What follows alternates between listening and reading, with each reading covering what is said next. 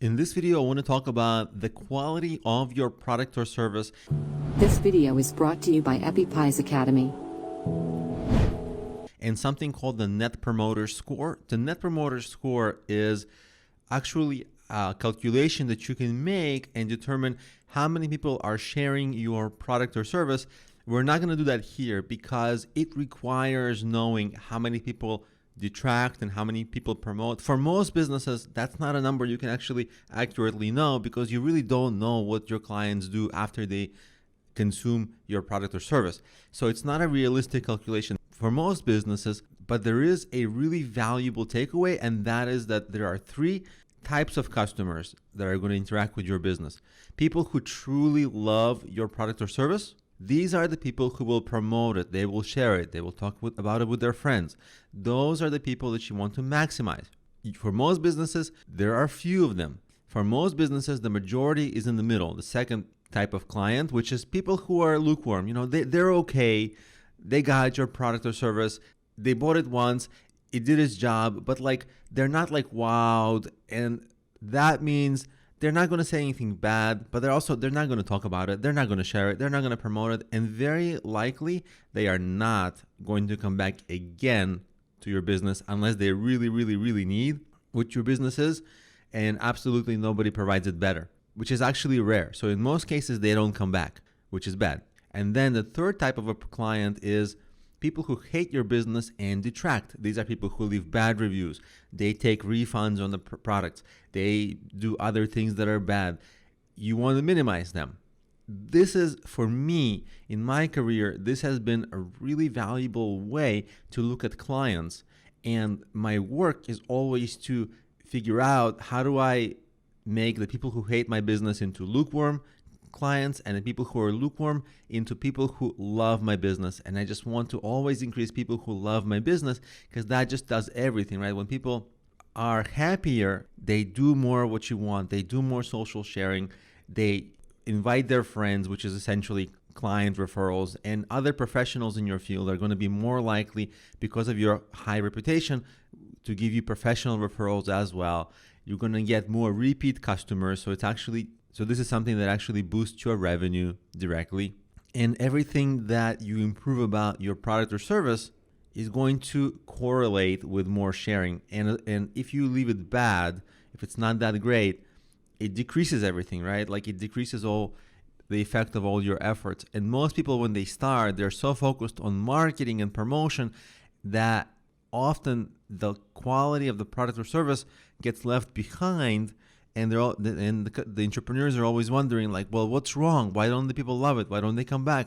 It's so great. Well, no, the truth is it's not that great because the greatness isn't determined by you. It's determined by how people are truly enjoying your product or service. So let's talk about what you can do, some of the very common things that companies do to improve.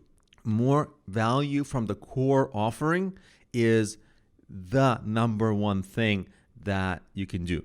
What does that mean? It means that you can add a ton of bells and whistles. You can do everything you want, but really at the end of the day, the customer is there for the core value. Whatever the main thing your business provides, it has to do that amazingly. Sure, it can do other things great, but it has to do the main thing amazingly. I'll give you an example. I had an online course that I've been teaching for over 5 years. And it stayed approximately the same. I don't want to give the name of the course because I don't want to seem like I'm promoting it, but the takeaways of that course, they stayed approximately the same, and which I always thought were pretty good. And that course never really got amazing reviews. It was always 4.1, 4.2. And then I started focusing on how do I improve the core offering. I started making better video quality, better audio quality. I got better recording equipment. I improved myself as a presenter. I started doing better editing. I started putting more examples into the course. And what happened was that everything that students complained about, I addressed. And it helped them learn the thing that I was teaching. And naturally, that course went from 4.1 to 4.5 star rated. And that by itself increased revenue alone because people started buying. because they saw, oh, wow, it's a far better course. So new customers, of course, started buying. And my current students, they're sharing it more. They're more active in it. They're completing more of the course. So I focused on delivering the core value and made the course deliver that better. And that made a tremendous difference. And people might ask, well, how should I promote the course? Well, actually, I didn't do anything else other than made it better, and that was a huge part of the promotion. It's not the entire thing, but it's a huge part of it. Now, other things you can do is customer support and interaction. If you are proactive in helping your customers, the ones that are confused, the ones which are potentially people who might turn into people who hate your service or product because they're just not sure how to use it. That's a common thing that happens. If you support them, if you help them, you'll turn them into people who hate your product or are unhappy with it, into people who love it because now they understand how to use it.